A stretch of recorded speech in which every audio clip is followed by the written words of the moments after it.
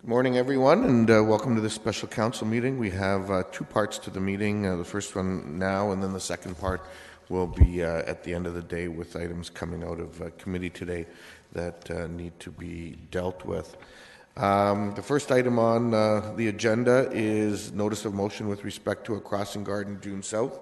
Councillor Fernandez. Just hang on one sec.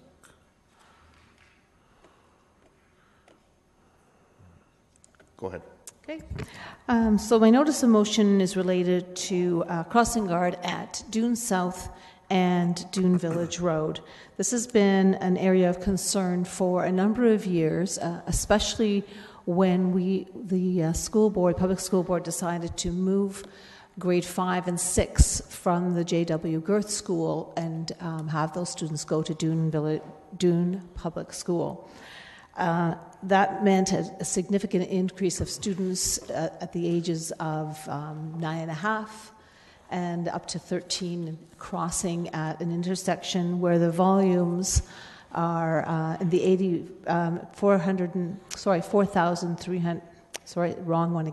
5,450 cars per day crossing through that intersection at the 85th percentile, 62 kilometers.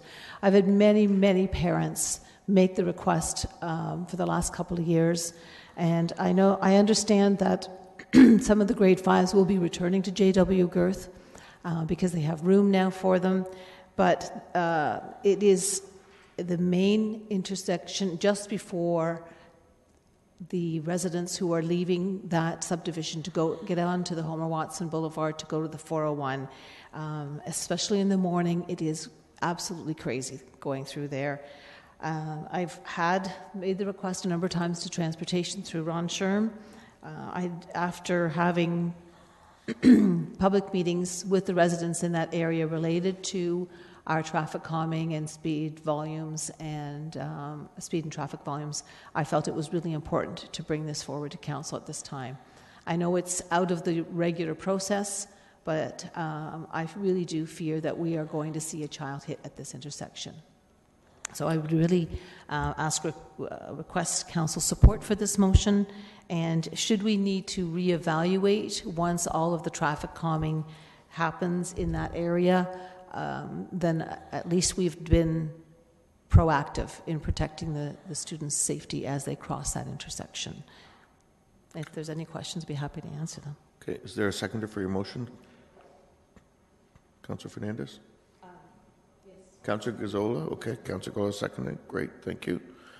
Councillor Galloway-Seelock. Yeah, my question would be to staff.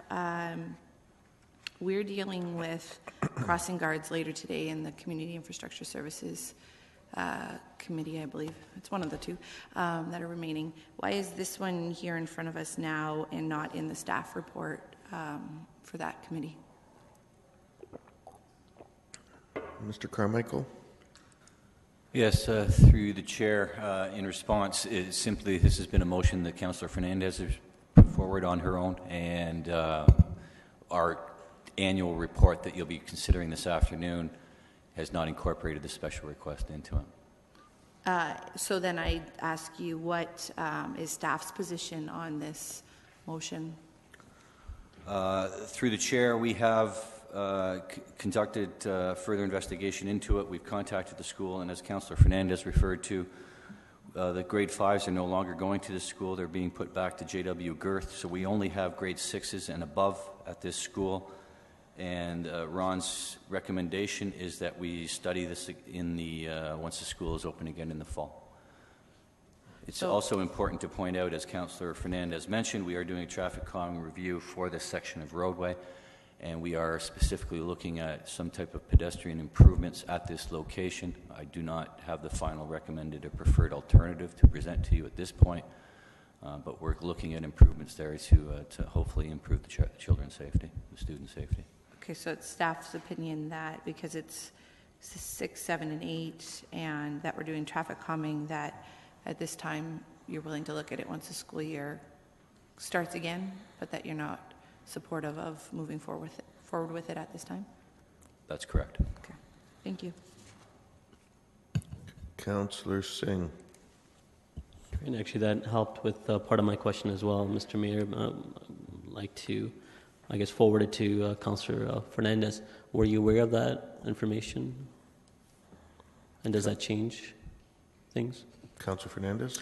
I was aware of it, but when I looked at the numbers in our report that we're going to look at later this afternoon, I would say that we have equal numbers of students crossing at this intersection. It is 4 lanes at this spot with no refuge island whatsoever.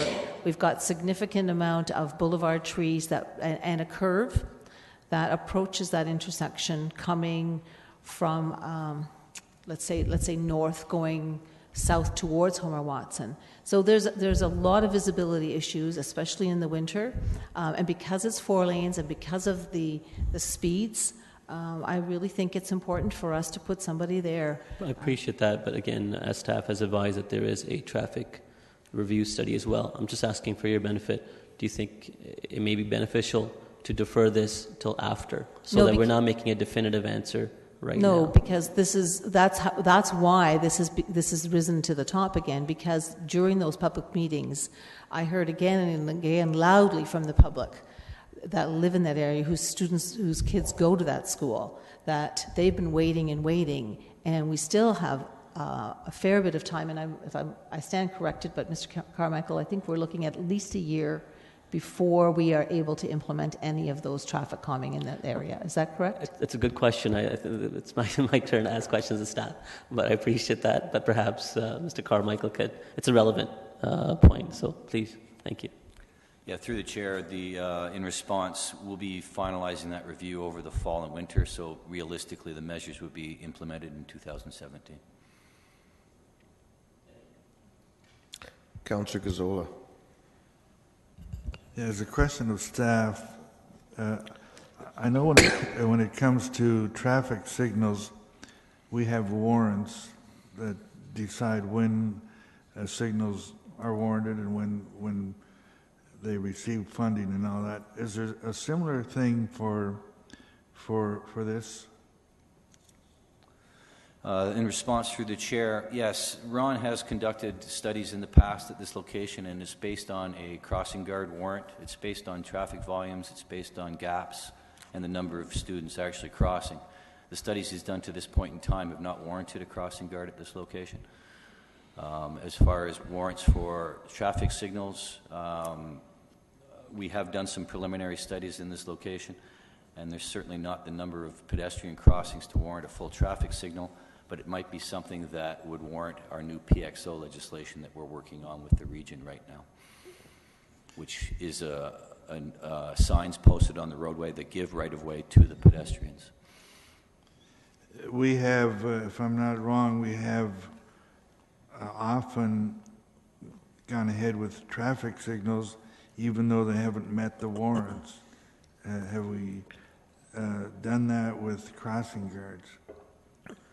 In response through the chair, typically the implementation of signals before warrant has been done on a forecasted traffic volume in the future that indicates a future warrant for the signal, and usually when they're done in advance, it's paid for by a developer in advance.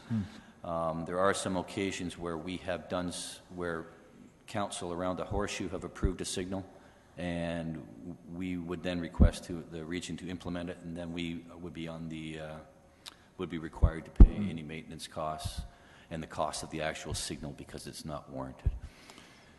Yeah, what can you tell me what the cost of implementing this for a year would be? Through the chair, for the cost of a crossing guard? Well, what would it take? What's the impact on the city? I don't have that number in front of me, but I believe it's in the neighborhood of $6,000 or $7,000 a year for a crossing guard. Mr. Reedman, you wanted to add something? Through the chair, it's around $6,000 a year. Thank you. So I gather Councillor Fernandez is looking at putting this in place in September, so we'd be looking at a half a year. When would you be carrying out a report on this? Through the chair, after we complete studies, once school is back in place in September, we can follow up shortly thereafter with a follow-up report. I would suggest in October. So you would be able to come even before the end of the year, come back and we could fill that position if it's warranted. Through the chair, we definitely have the ability to get those studies done and report back to you before the Christmas, by October, I would suggest. Thank you. Councillor Ioannidis. Thank you, Mayor Urbanovic. Mr. Carmichael, I guess if you can answer these questions. Is this, with an additional crossing guard at this location, would this increase our budget, or is this within our budget currently? Through the chair, this would be an additional expense. Individual It's not been accounted for in the current budget. Okay. As far as this site in particular, is there other sites that are also in a need of a crossing guard that may not fall within the criteria? Through the chair, I think my response to that is the need for a crossing guard is dictated by the warrant, and our position is if the warrant's not met, then we wouldn't recommend a crossing guard. Okay. Is it typical, because when I look at this age group here, these look like senior students to me. Do we typically have crossing guards for senior students? Through the chair, in response, our position is we provide adult crossing guard services for grades 6 and below. Grades 7 and 8, we do not. Okay, thank you. Councillor Schneider. Thank you, Mayor Urbanovic.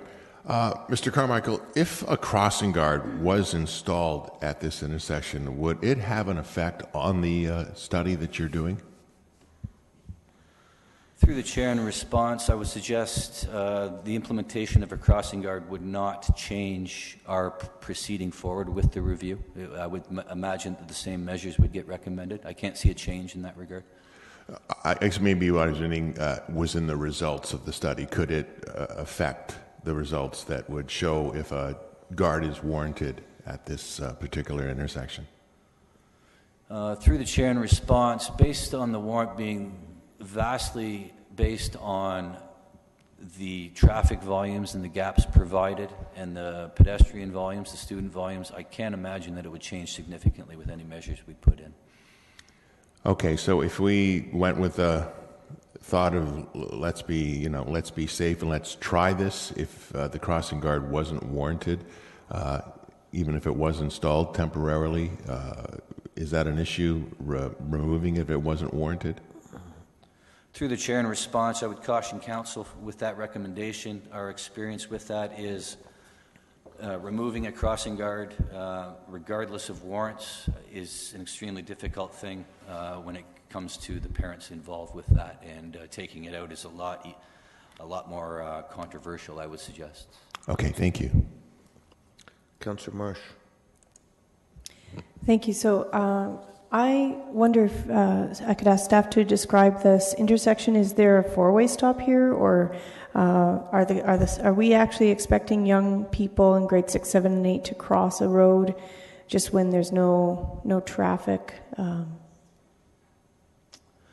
In response, through the chair, this is a wide roadway that's separated by a median in the middle of the roadway. It functions as one lane of traffic in each direction. The pedestrians do have an opportunity to cross one direction at a time. However, it's not ideally designed for that at this point, because the median does afford that opportunity to cross one direction at a time. And any improvements we do through the traffic calming review, the intent there, and again, we have not finalized the recommendation, but the intent there would be to draw further attention to motorists of pedestrians in the area, but also reduce the crossing distance for pedestrians by narrowing the traffic lanes in that area and providing more space for pedestrians and less crossing distance across the actual traffic lanes.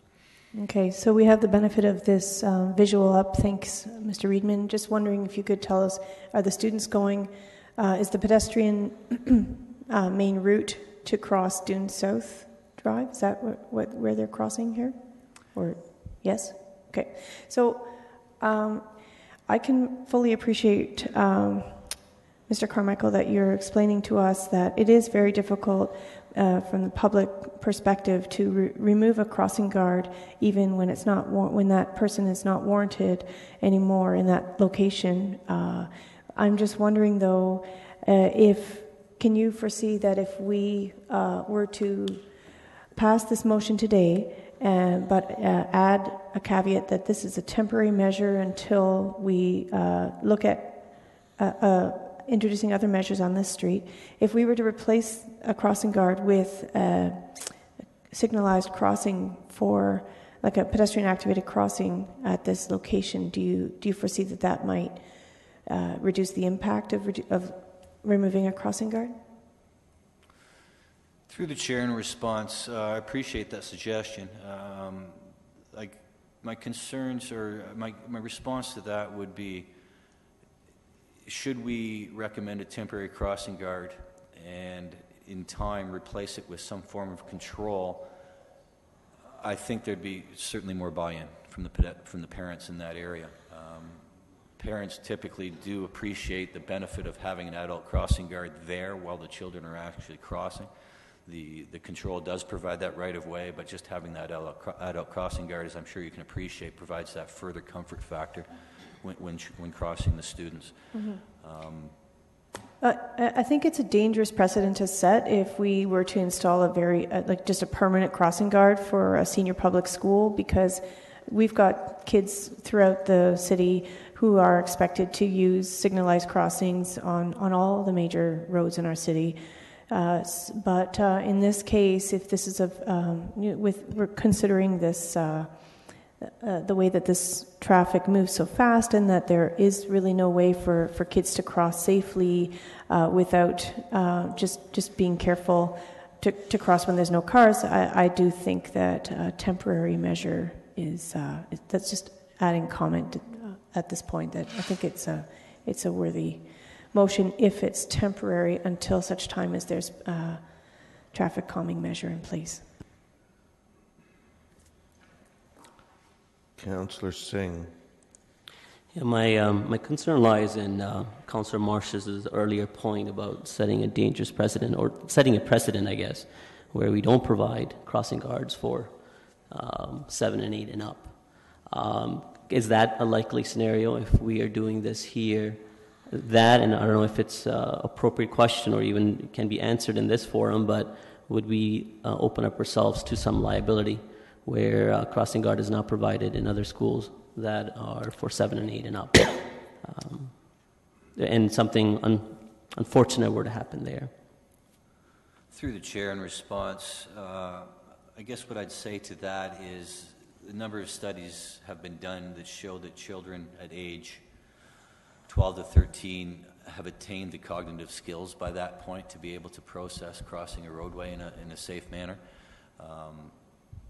So that's been our position, and it's certainly shared by other municipalities. Grade 6 basically is the point, typically, and we're generalizing here, of course, where those cognitive skills still need the support of some type of help. But once you get to the age of 12, 13, then those skills are there, and then that's where our position is, that the crossing guards are not required. Right. So it just kind of reinforces, I guess, my assessment of this so far. The other thing is, when there is a need, or a crossing guard is warranted, is a request ever initiated from the actual school that understands exactly what the needs of and the safety of the pupils there are, and we initiate a review or a process from there? And how much feedback do we really rely from that actual school, meaning the principal or the staff there? Through the chair, in response, we would follow up on any request for a crossing guard, whether it would come from the school, a parent, a counselor, a member of the public, a parent, and basically we rely on our warrant to dictate whether we would recommend that crossing guard be recommended for that. So was any request made from the school itself? I'd have to ask Ron Sherm on that. I can't say for sure. All right, thank you. Councillor Davey. Yeah, just a question of procedure. Supposing for the moment that this fails, I just wanted to confirm 100% staff can still, when they go through the traffic calming process or whatever, if they determine that a crossing guard is warranted, they could bring that through their own scientific methods. They can still bring that back at any time. Is that correct? Through the chair, the recommendation to implement a crossing guard based on warrants can be done at any time and wouldn't be influenced by the traffic calming review, or doesn't need to be. Okay. Thank you. Councillor Fernandez. Mr. Carmichael, the crossing guards that are at the roundabout by Block Line in Homer Watson, those are paid for and installed by the region. Is that correct? Or do we play a part in that at all? That was a special request by the region, that the region pay for those crossing guards. Okay, but they're crossing students that are in high school. Correct. And we did not support recommending crossing guards at that location. Thanks. That's the only question. Okay.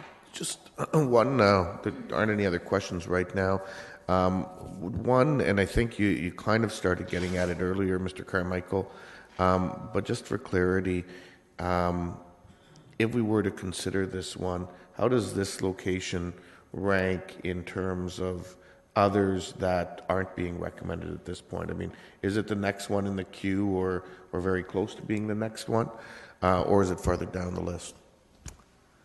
Yes, in response, we don't have a formal prioritization of locations that have been requested.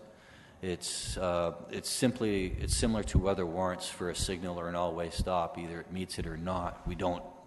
We haven't currently been prioritizing those. If that helps answer your question. Where does it fall in a layman's term or from a general sense?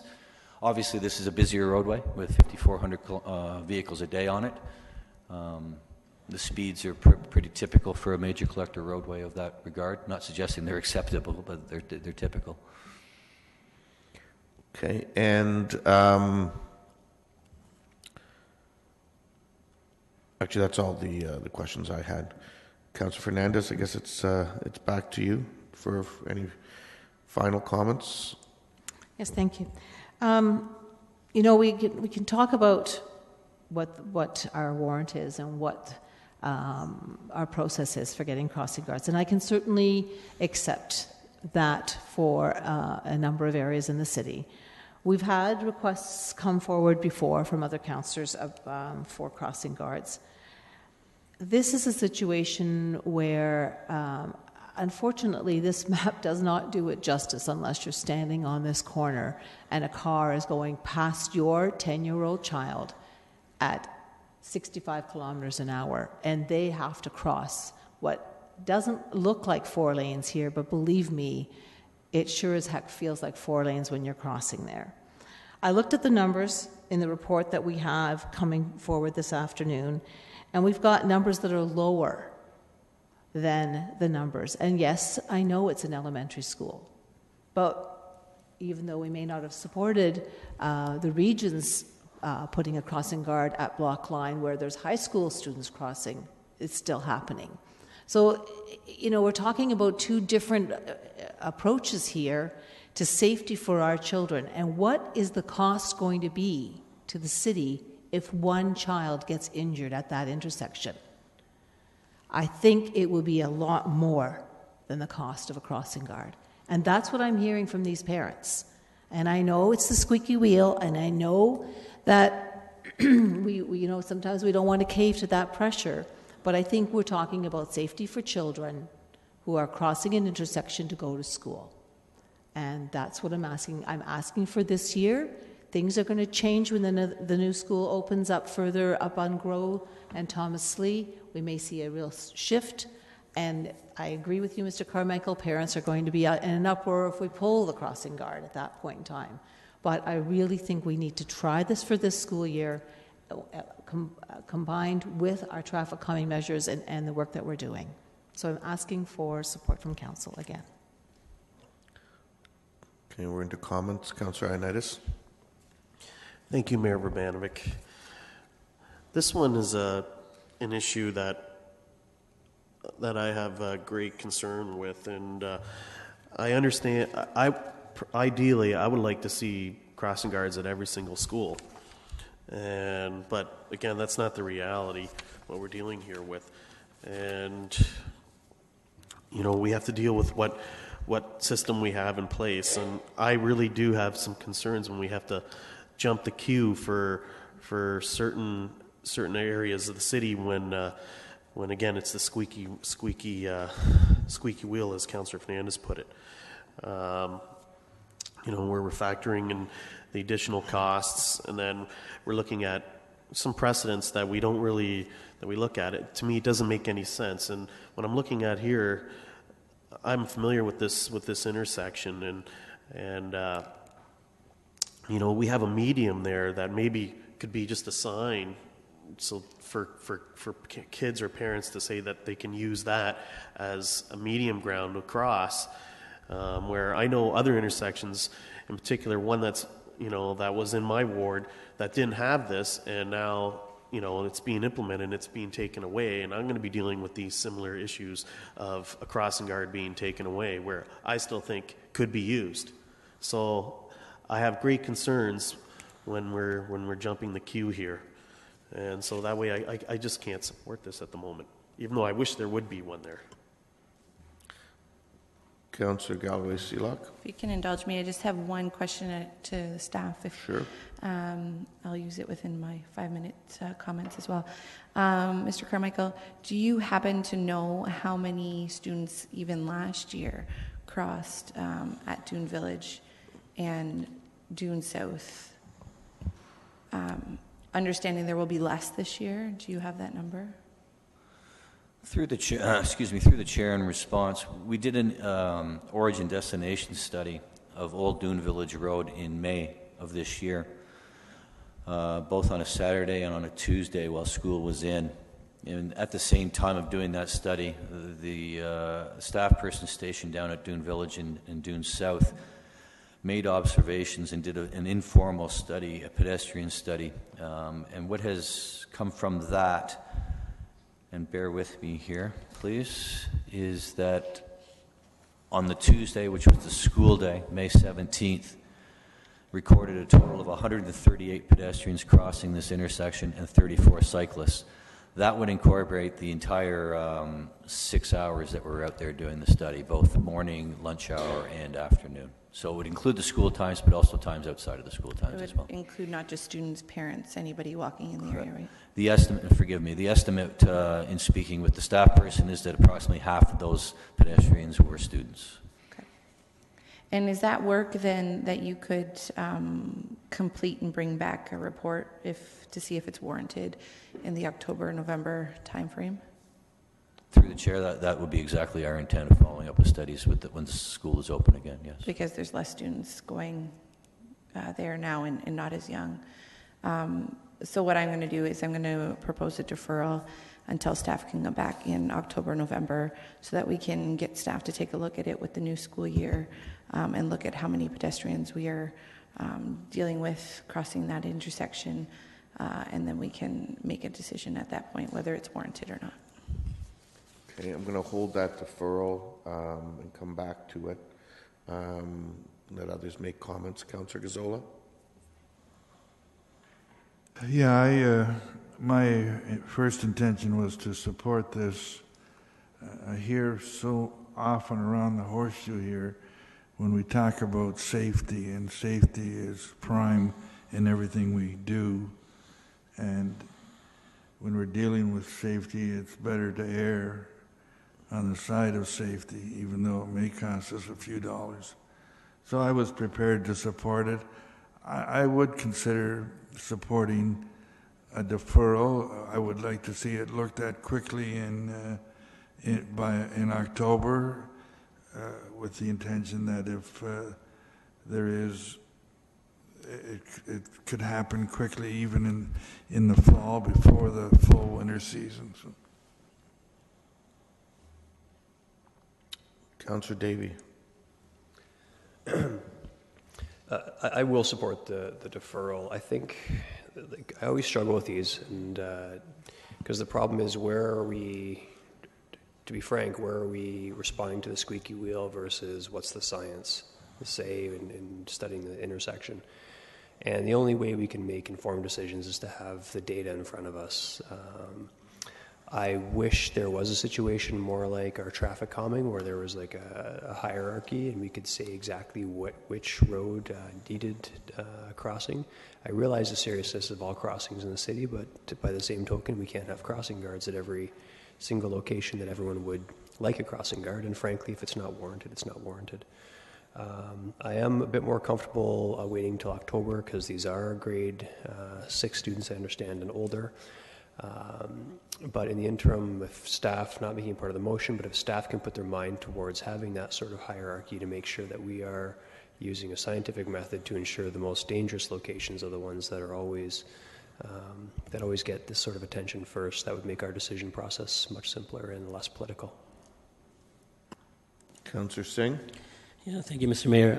I absolutely appreciate the reason for this having come forward by Councillor Fernandez, and can understand her desire to bring forward the concerns, for safety of her constituents.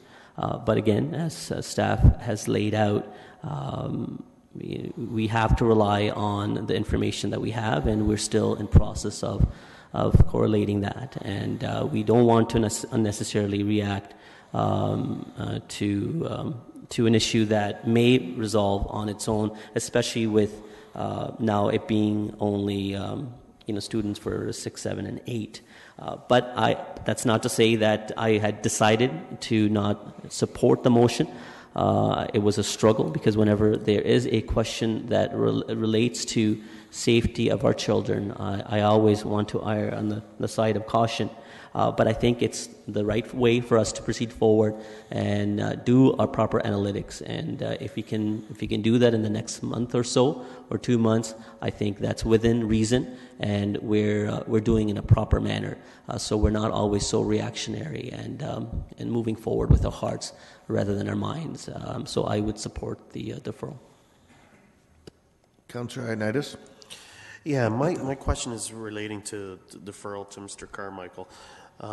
So are you confident that if there's deferral that there will be staff available to do this study? Because I know with other issues that we're dealing with, in particular in my ward, that it's been taking significant time, and I want to ensure that those priorities are completed before we take on other additional business.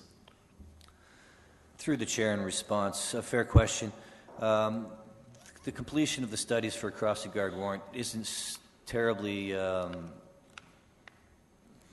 there's not a lot of requirements on staff to do so. So, excuse me, I'm terribly confident that we can get those studies done. What I would recommend is that we would wait, let the first week or two of the school operations settle into a norm, and then we would conduct a study, I would suggest middle of September-ish, and that would allow us to come back to council.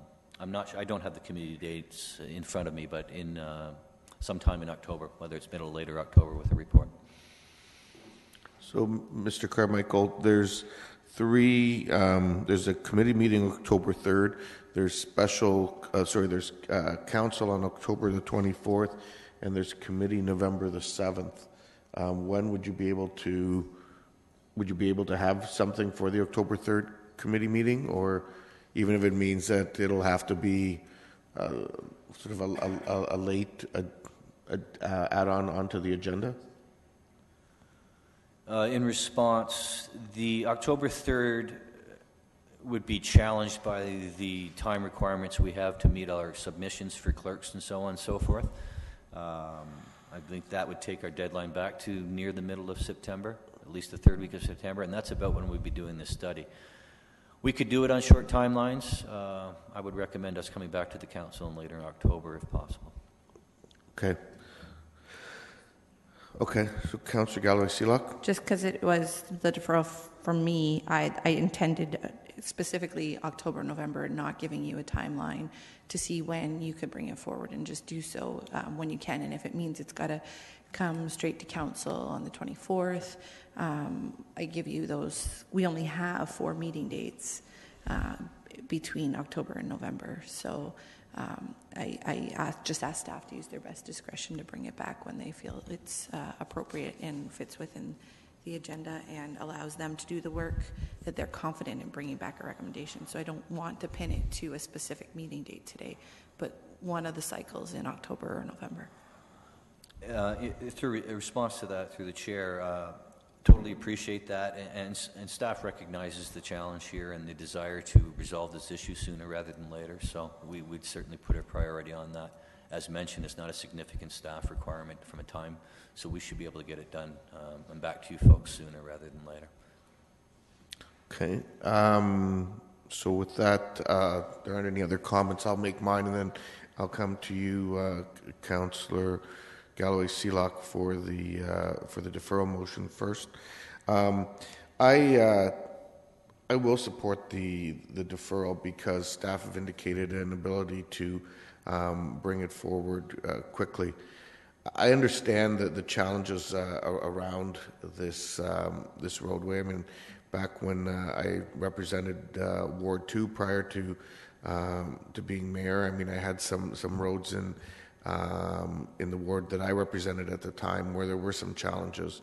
And, we, in one instance, moved a crossing guard from one space to another.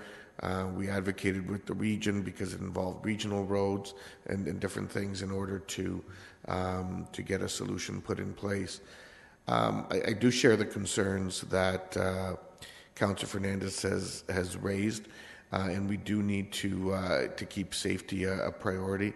But at the same time, we need to be careful that we are being consistent with our practices, warrants around crossing guards, and not creating an unreasonable expectation that perhaps when the other work is done would see us removing it, much to the chagrin of the residents a couple months after it potentially would have been put in place. So I think it is better to do a quick review as has been proposed and have us revisit it. And if at that point the information is such that it warrants it, we can act quickly, I think, on it to address the neighborhood concerns. So, Councillor Galloway-Seelock, you moved a deferral. Is there a seconder for the deferral motion? Councillor Singh? Any further discussion on the deferral to come back October, November timeframe? And a recorded vote has been requested for the deferral.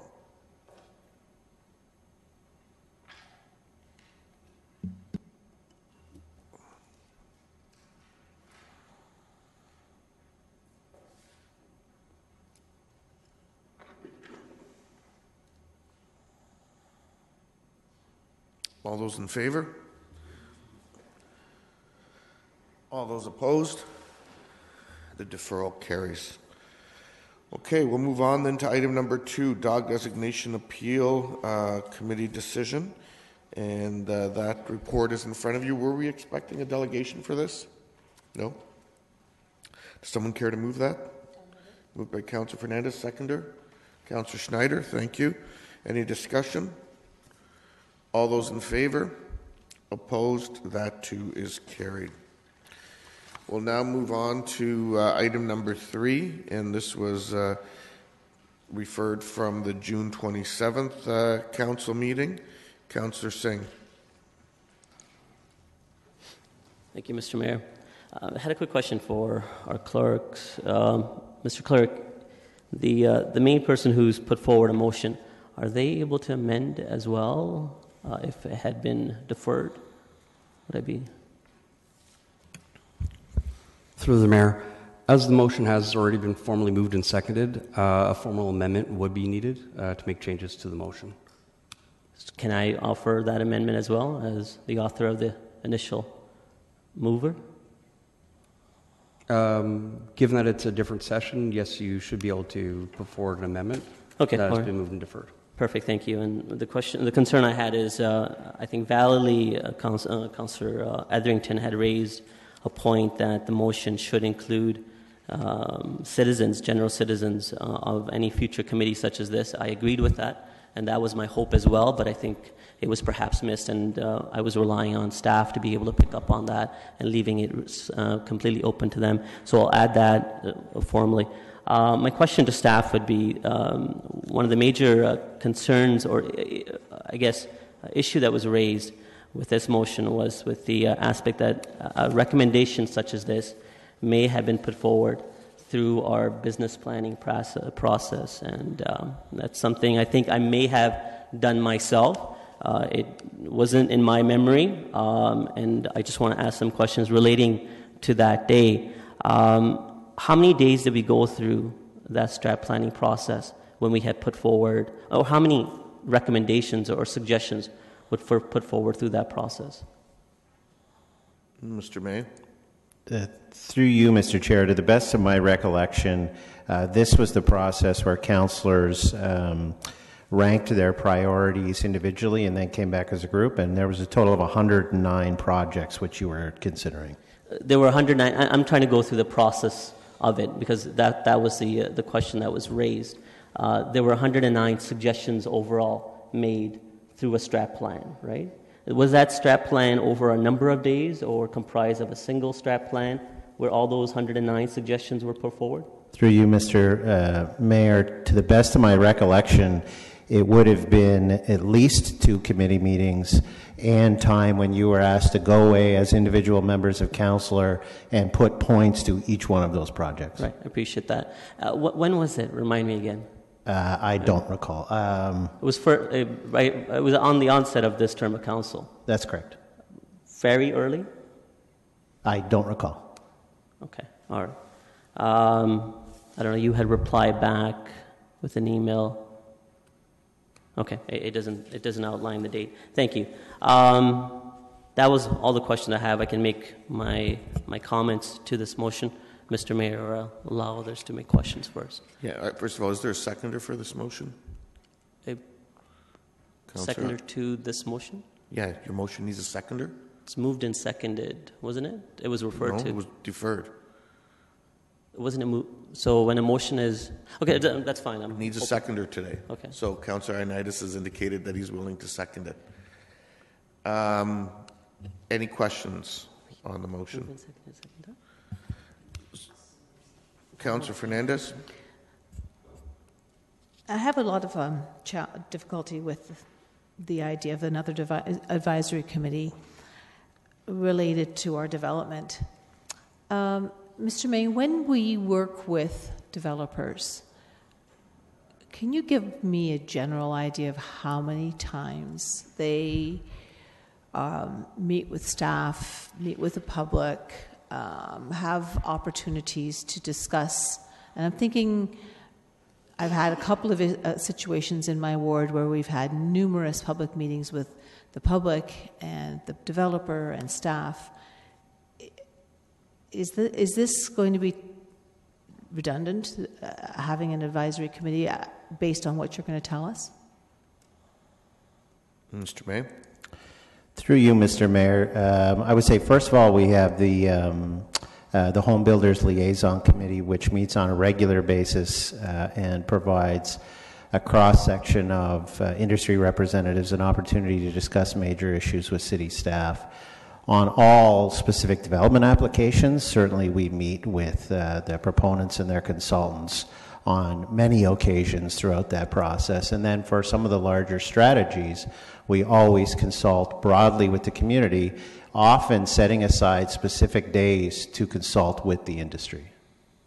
Okay. And I've had occasion in the last couple of years to meet with public, and we've made some significant changes to some development applications. And I see that is a sort of a new approach that planning staff is taking, being very open to these meetings. Would you say that that's a shift that you've seen in the last number of years? We are certainly seeing more time and effort being dedicated to public community town hall type meetings. Okay. And it's working in terms of making sure that issues that the public may have had and even the developers may have had and even staff that may have had, the working together has resolved many of those issues. Through you, Mr. Mayor, I would agree. I have not heard from one representative of the community that we have not been engaging them, even when we agree to disagree. As you know, those come to council. Okay, thank you. Councillor Gazzola. Yeah, I have some questions, but I would like to reserve my questions until Councillor Singh has made his comments. I'm trying to understand where we're going here, and I would like to hear his comments and then perhaps ask my questions, if that's okay. Okay, I can allow that. Councillor Singh, you're next in the queue. Oh, I see. Okay. Well, I'm ready for comments, so... Yeah, so go ahead and make your comments. Okay. Please. Thank you. So my comments are going to be a little more all-encompassing, related to why I think this is relevant and should still go through, even though this was put forward as a suggestion through our strat planning process, and it didn't meet or have the wide interest at that point. The way the recommendation was put forward that day, and again, I didn't recall it, but I'm glad that that was pointed out and brought forward. It says, and I'll read it as it was sent to us, consider establishing an advisory committee with representatives from development community and citizens to resolve issues in a manner that is mutually beneficial. It leaves it to some generality where it can give impression that it would be another layer of a similar to our minor variances committee or committee of adjustments, where a board gets to decide on planning matters. That isn't the purpose of such advisory committee.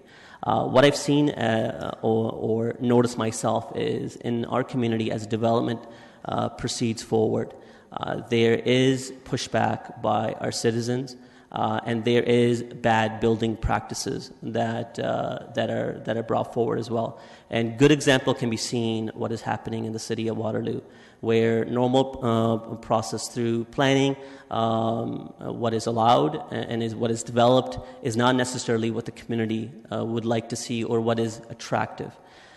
So there are varying views and concerns that will be affected to our city, as well as we are at a time where we're rapidly changing how we plan and develop our cities, and we're in a fortunate time where technology is in our favor when it comes to parking requirements, automation, even for building materials. We want to make sure that we are nimble in always being able to be accessible and amending our building practices, our planning guidelines. Even right now, we are in the process of some major reviews. We're conducting the part study, the tall buildings guideline, the infill guideline, the urban design envelope guideline. Future development charges bylaw review will be coming shortly down the road as well. It is my opinion, committees such as this develops an atmosphere where opinions and suggestions are put forward by development industry stakeholders that may already be approached for suggestions, but in an open atmosphere, but while there's discussion that's being taken place that's inclusive of our citizens as well, similar to what happens in a town hall meeting anyways. But this is ongoing and regular, and I think it's in the interest and benefit to our planning staff as they go forward in conducting various studies that are already in process, and other reviews and changes that we may have to do as we evolve our building practice and how we want to design our city. That is the purpose of this committee. I think it's a process for us to be inclusive and open to and try to create an environment where it's not the citizens against the development community, but it's all of us together in building the type of city that we all can be proud of. And that, a lot of times, good ideas come through conversation, and I see a committee like this that can evolve good conversation to the benefit of our planning staff.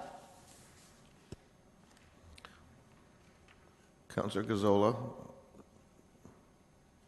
want to go ahead? Yeah, I'm still not clear as to where you want to go with this. Is this, I'm concerned if this is adding another whole procedure. Is it intended, therefore, to lessen the work of the planning committee? You know, what exactly is the purpose of it? Is it going to, the planning process is pretty slow as it presently is. Is it going to be that much slower? Are all planning issues going to go before this type of committee? I don't have a problem with the process here. This resolution is asking staff to look at this, to investigate it, and to do it out of line. That's what you're doing. Do it out of line in the process. If that's the case, I can never argue with investigating something and looking into it. But at this point in time, I'm afraid I don't really understand the purpose of it, what we're to accomplish, what problems have we had in the past that we're trying to correct, and will these correct them? So that's almost a comment more than a question. Okay, thank you. Councillor Ioannidis. Thank you, Mayor Urbanovic. I look at this motion put forward by Councillor Singh as basically rather simplistic in my mind. I think right now the Home Builders Liaison Committee and staff and all that have all these meetings already. All this is what Councillor Singh is asking, is to basically have it in a formalized manner so that it's transparent and open to our community. And that's how I see it. It's pretty basic and pretty simple, and I think Councillor Singh has the right approach on this. Okay, before I continue on the list, I'm going to ask staff one question, because I think I'm getting concerned when people start talking about transparency, because there's a whole lot of transparency that goes on already around building applications. Can staff remind me, the Economic Development Advisory Committee, is that not the committee that part of it actually includes representatives from the development industry? And in fact, some of these kinds of reports, in fact, would go to that advisory committee for input? Can that clarification be provided?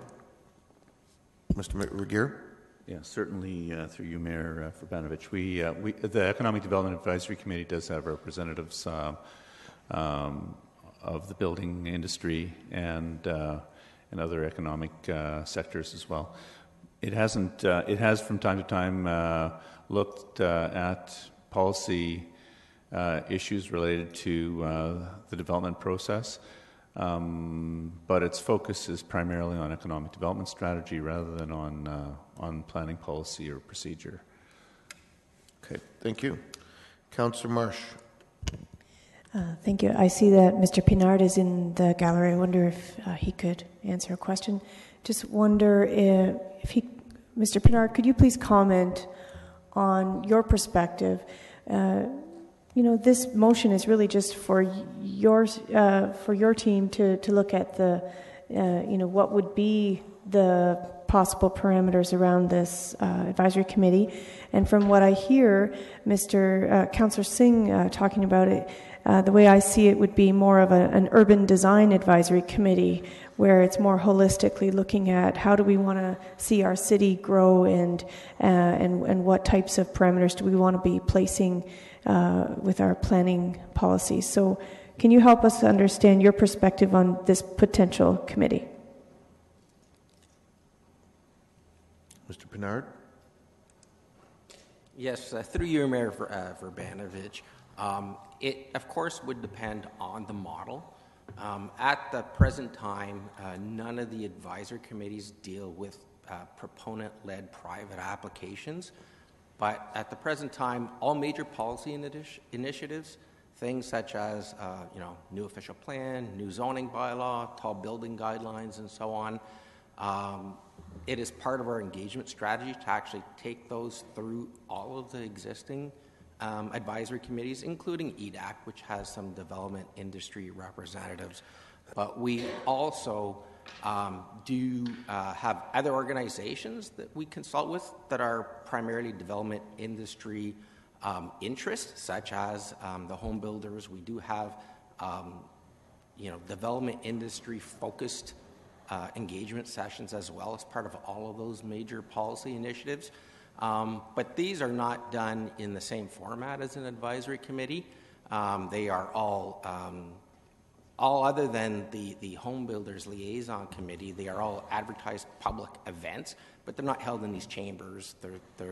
They're usually we don't have minutes that are posted. We have summary of the results, and those are inserted into the reports that come before council at the end of the day.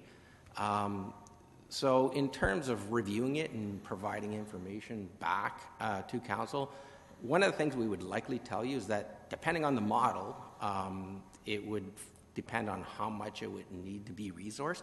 But I think it's safe to say that all committees, advisory committees, need to be resourced.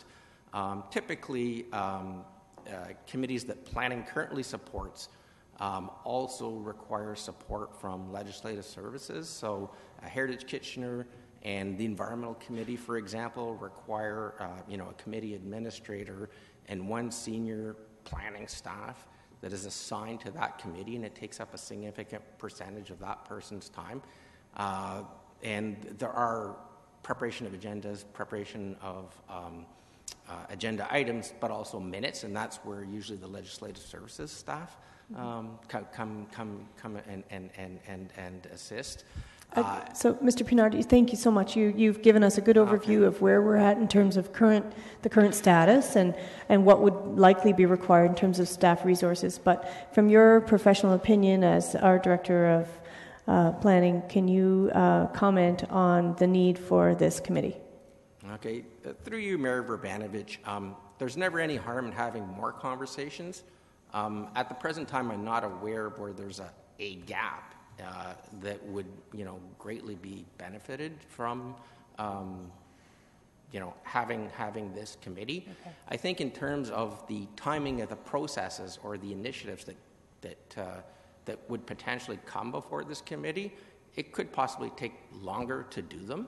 There's still value in actually having those conversations, but unless we actually replace current engagement processes, it would probably add some time to those processes like the official plan review and so on. Thank you.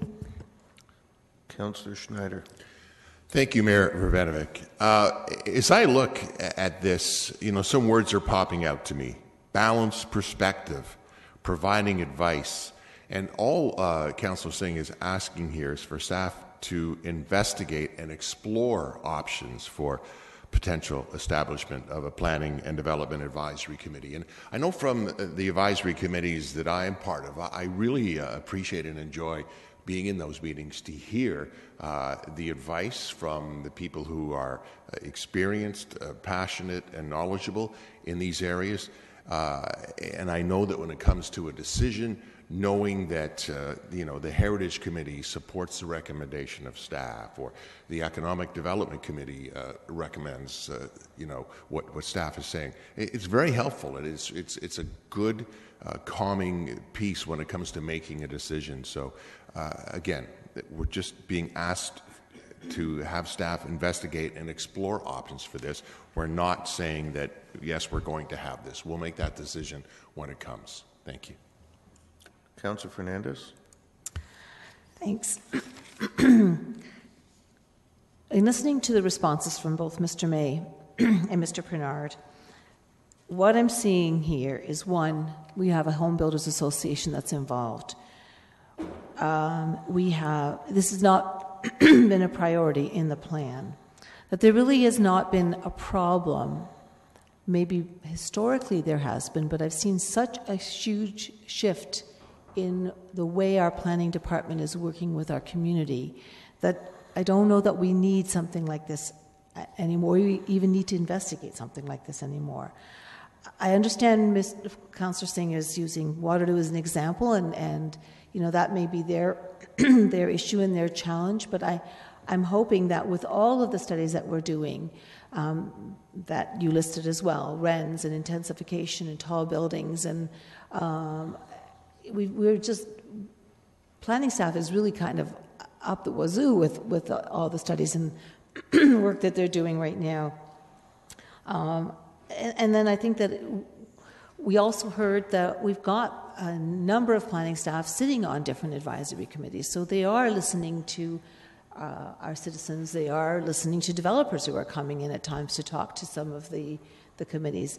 We also heard from Mr. Regier that we've got development industry coming into EDAC. So I feel like we're really overlapping. And if we want to be moving forward on projects in this city, we want to make the best use of our staff time, then I think we can't keep adding more unnecessary work for our staff and also for citizens.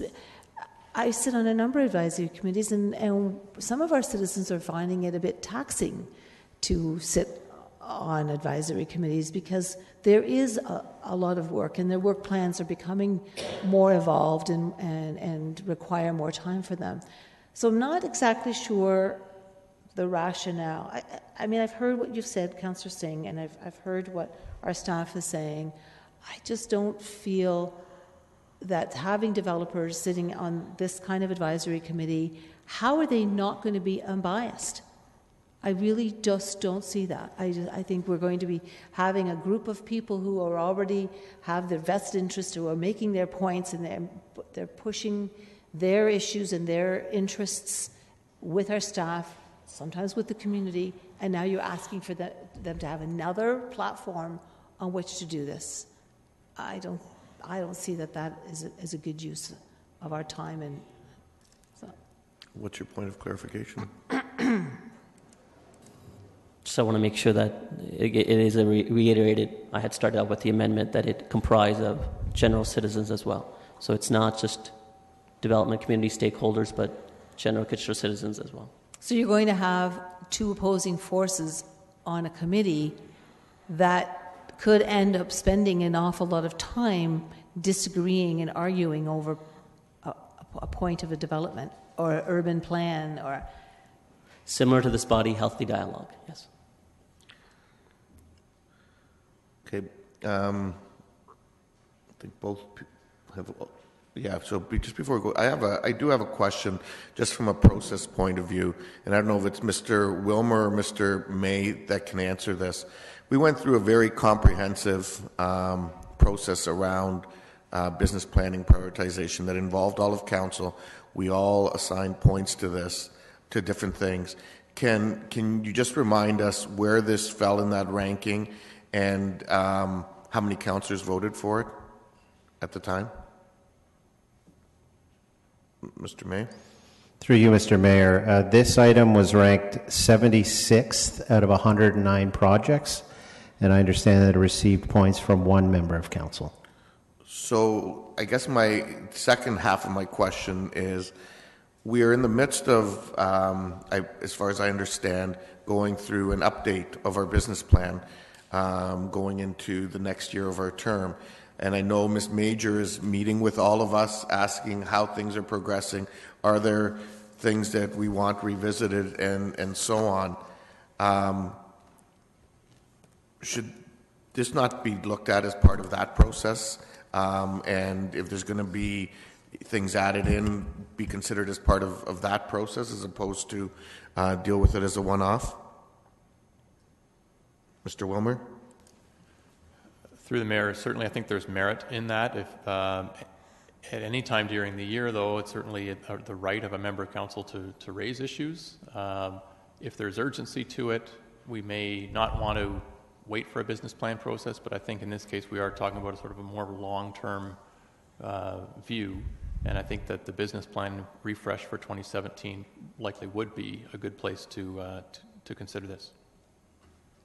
Okay, I will. I think that's it for my questions. I'll now continue on then with comments. Councillor Gazzola. Yeah, I actually had a question, but I'll make it into a comment. I really have, and I think from the questions you've asked, Mr. Mayor, I am changing my mind on this. In the fullness of time, I don't have a problem with this being looked at. If we're the resolution here, if it's asking just to look at it. So in the fullness of time, I don't have a problem with that. I don't think there are that many problems with inclusivity and openness and transparency.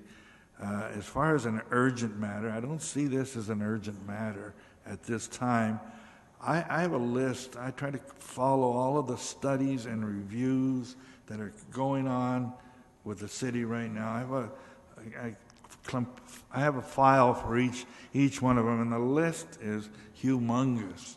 And I hate to see us throwing something out of line onto, I assume that the planning division is going to have to do the work on this. They have they have an arm full of stuff already.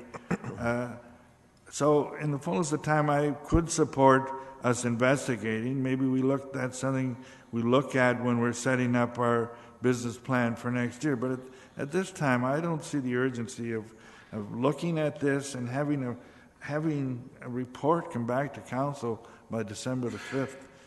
Before we turn around, we're going to be at December the 5th. So at this point of the game, I trust it'll be a recorded vote. I would ask for that. And at this point, I won't be supporting it.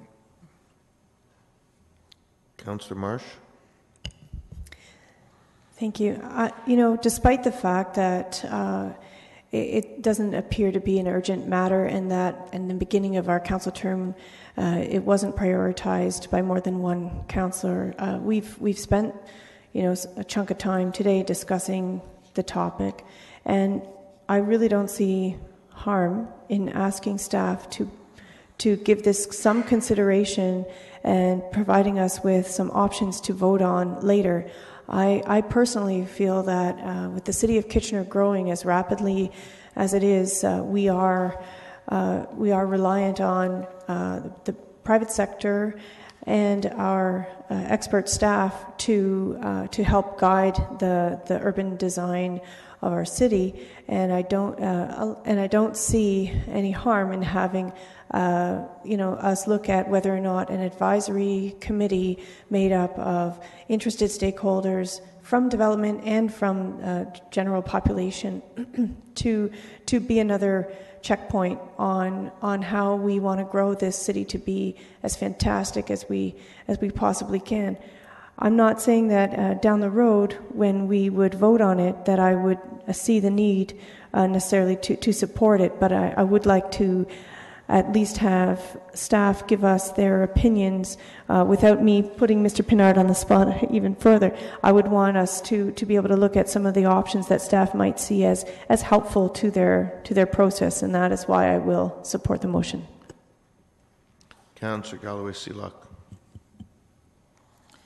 Being the councillor that represents a lot of the greenfield growth that's still to happen, and having been on council now for almost 10 years, and gone through many processes from development policies, planning policies, from our first growth management plan to the Rosenberg secondary plan to numerous other plans that we've put through. We've definitely improved in the way that we go out to the community and engage the community. But what I can also say is it's hard for the community to, and I'm talking citizens versus industry, to grasp a lot of these policies.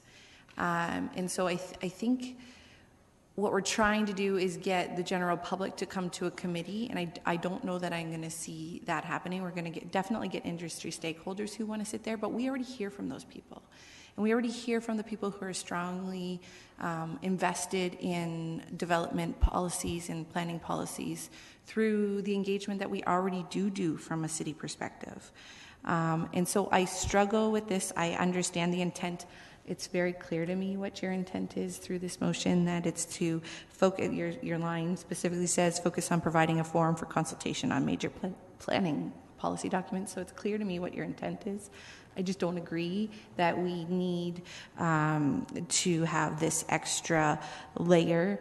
I think we have our planning committees where we see people come, and staff. We typically have pages sometimes of comments from community and stakeholders on these documents. So right now, I don't see the purpose for it. So I'm not going to support the recommendation simply from. I don't know that I will moving forward either. So to save staff time, because I do know planning has got a lot of work on their plate. But I do appreciate you bringing this forward. But I'm not going to be able to support it at this time. Councillor Davey? Yeah, sorry, I've been thinking of this. I'm definitely torn in a lot of respects because when I first read the motion, I thought that there was definitely some more value than I heard back from staff. Staff definitely does not seem sold on the idea, certainly at this time. I have definite concerns about resourcing and redundancy, but I think I'll support it this time to give staff another shot at looking at it and seeing if it can fill in some of those, potentially fill in some of those policy gaps. I want to be clear that I do not see this important enough to be adding new staff. So if it comes back and it says that it cannot be accommodated within an existing complement, that I cannot see myself. There are so many other important areas of the city where we need staffing resources that I wouldn't be supporting it for that. But I think staff can go back and take one more look at this and see if there can be value. And being that it's coming back, I guess, in December 5th, unless that changes subsequently, I guess they'd have to have some of those resourcing questions answered as well. So I think worst case scenario is we waste some of staff's time in analyzing this, but I think it's worth another look. Okay, if there aren't any other comments, I'll make mine. I unfortunately won't be able to support it today, and it's not the idea that I actually have a concern and issue with. It's more the process around our business planning process. We're in the midst of doing a review and an update right now. Council all participated. All of council had a priority or had an opportunity to rank their priorities last fall. We approved it. We approved the final prioritization as part of the budget on budget day in terms of the work plan. And we're now doing a one-year update review on it. And in my mind, the appropriate time and place to deal with this would be as part of that review, make the case. I mean, many members of council didn't get items that they valued and prioritized, obviously, considered as part of that process. This will be the opportunity to bring more people along, get additional votes. I presume it was Councillor Singh who probably voted for it last time, and that would be the time to deal with it. I did admittedly have some concerns when this was originally proposed back in June, because I felt that the last thing that would, quite frankly, give any comfort to the public is a committee made up of development interests. I'm glad to see that the motion has been modified to say that it needs to include citizens. I guess what that breakdown would be and so on. Ultimately, if this is successful, I think that's something that staff is going to need to look at very carefully, because I think many in the public would already argue that they feel that development interests who can hire the professionals and so on are already overrepresented. And so, I think if we create this kind of committee, it certainly, in my mind, would need to have a overall community weighting to it. If it was going to have any degree of legitimacy as part of the process. So again, in my view, I prefer to see this as part of the strat review that's going to come back later this year. And in the absence of that, I can't support that today. Councillor Gazzola, you've already made your comments. Okay, go ahead. No, my question is, we don't get another kick at this, do we? Does this come back to August the 29th for ratification? No, we're dealing with this today. Can I put forward a motion of deferral? You can, if there's a seconder, and enter time. Yeah, I would. There are two members of council that are not here today. That's a fair amount of our council that aren't. I would like to see it deferred to the meeting of the 29th. I can't speak to who may or may not be No, here no, on the 29th either. I mean, I know. I that's fine. I'm not. okay, that's your motion. I'm going to put the motion forward. Yeah. Is there a seconder? Okay, seconded by Councillor Fernandez. All those in favor of a deferral? All those opposed? Motion does not carry. So now go to the original motion.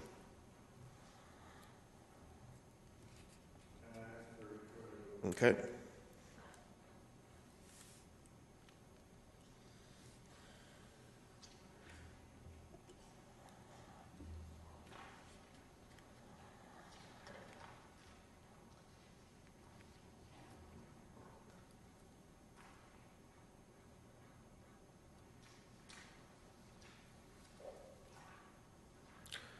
Those in favor? Those opposed? Motion carries.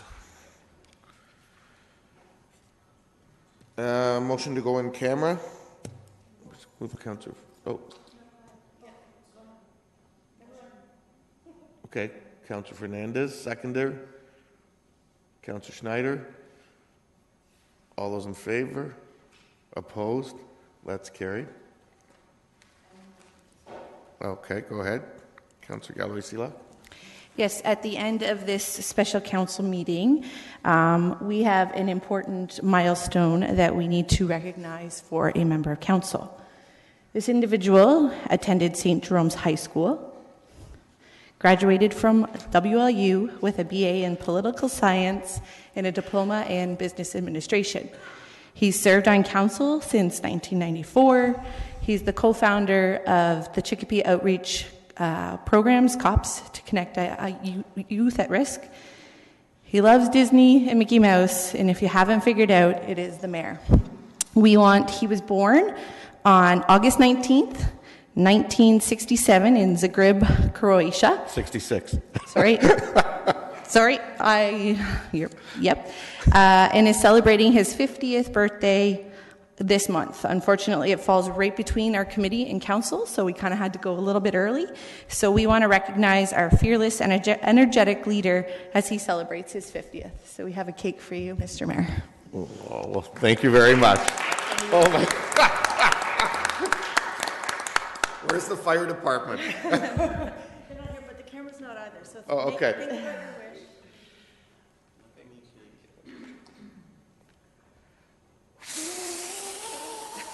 wish. Yes. Yeah. Happy birthday. Thank you, everybody. Wasn't expecting, very kind. We'll share it at lunchtime. Yes.